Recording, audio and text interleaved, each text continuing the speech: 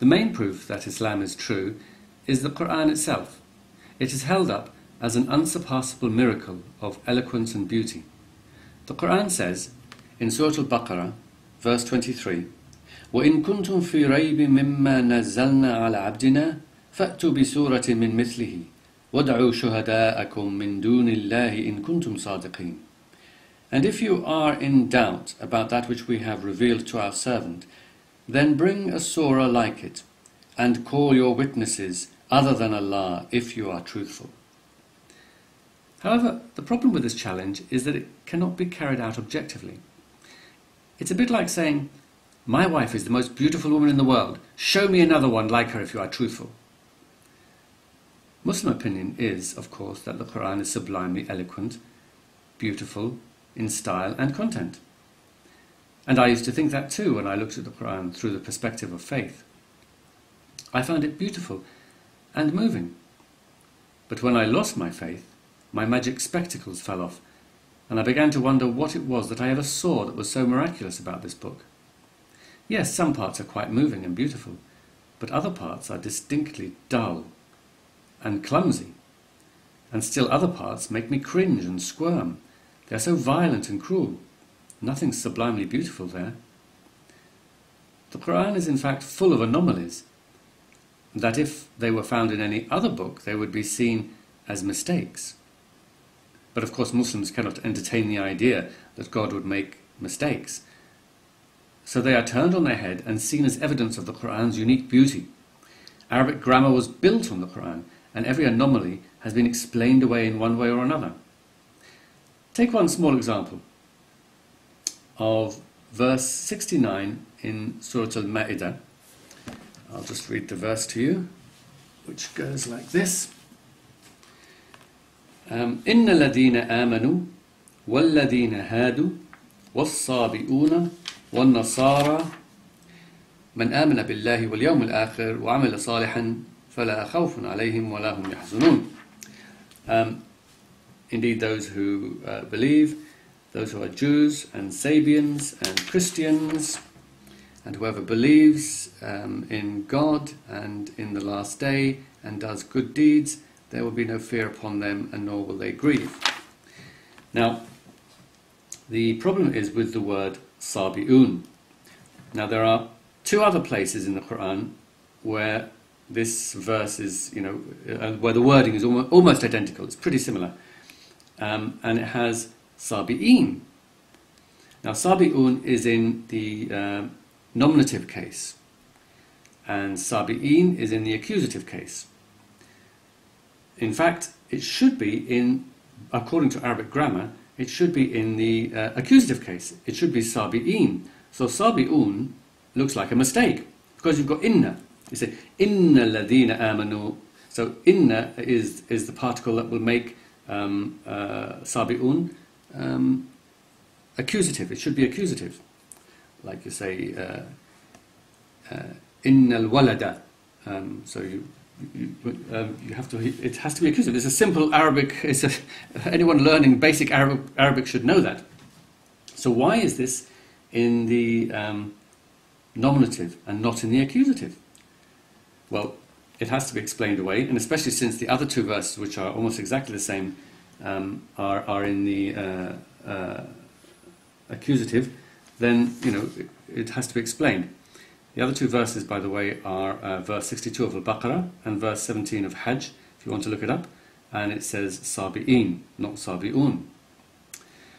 So, Zamakhshari, of course, immediately being an expert in Arabic grammar, in his tafsir, he immediately sees this and says, well, there's something wrong here, hang on, I've got to explain this.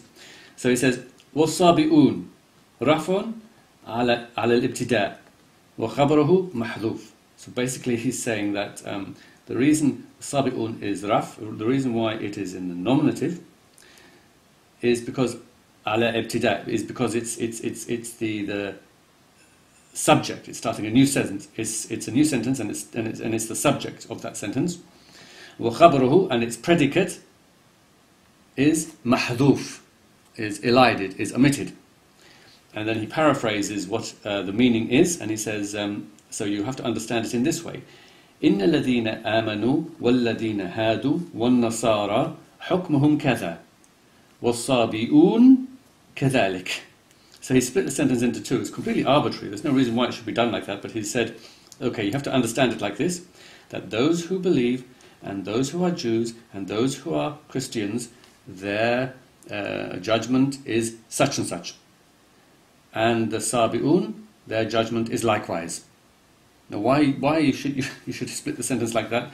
There's no reason for it, there's no sense for it, there's no justification for it, apart from, of course, trying to correct this anomaly. And it's quite clear that Zamakhshari is really struggling to find a way of explaining this.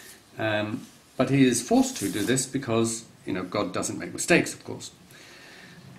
And these are the lengths that Muslims have to go to. Yet the Quran has many of these anomalies, and the tafsirs like Zamakhshari's are full of tenuous arguments and twists and turns, to make everything all fit. As for eloquence, here's an example from Surah An-Nahl, verse 106. من كفر بالله من بعد إيمانه إلا من أكره وقلبه مطمئن بالإيمان ولكن من شرح بالكفر صدرا فعليهم غضب من الله وعذاب عظيم. Now the translation of that is that whosoever disbelieves in Allah after his belief, save him who is forced to thereof, while his heart is still content with the faith. But whosoever finds ease in disbelief, on them is the wrath from Allah, and theirs will be an awful doom. Now, to me, in Arabic that sounds confusing, and in English it sounds confusing. Now I know that I know a lot of Muslims will be saying, "Oh no, it's beautiful, it's perfect, it's sublime," and so on. And a lot of non-Muslims will be saying, "Oh no, we agree with you, Hassan. It's very confusing." But this just makes my point. You see, the whole thing is subjective. There's nothing undeniable about it. One person will see one thing, and one person will see another. I see a very badly structured verse, and somebody else will see something different because of their faith or lack of it. I know some will say that many of the Arabs at the time were amazed by the Quran and believed that, in it's because of that, because it was so miraculous, and they are the ones who should know best. But there were many Arabs who did not believe or swoon in admiration, so by the same token, they should also know best. It took a long and violent struggle to finally win over all the Arabs. And if it is a miracle that can only be properly appreciated by the Arabs at the time, or by those with a profound and expert knowledge in Arabic, then it's hardly a very good miracle, is it? Since it's only accessible to a tiny minority of mankind. The rest have to take their word for it. There are other proofs which are often given, such as the so-called scientific miracles. Things like the development of the fetus, or the sending down of iron. But these things were either known about at the time, or the references to them are too ambiguous and depend on giving meanings to words that they never had. Again, if eternal hell is the result of rejecting these things, then they should be beyond even the slightest doubt. Since even the tiniest slither of doubt makes eternal torture in hell unjust, even for the most ardent believer.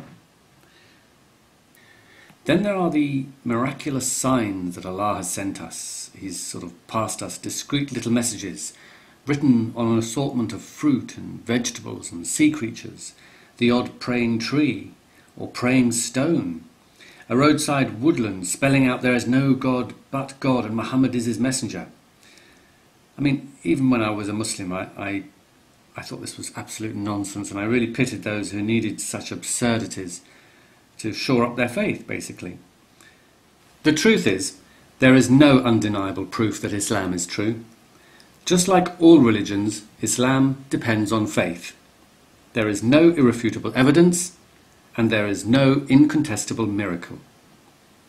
The only test that one should apply to any religion is to read what it teaches.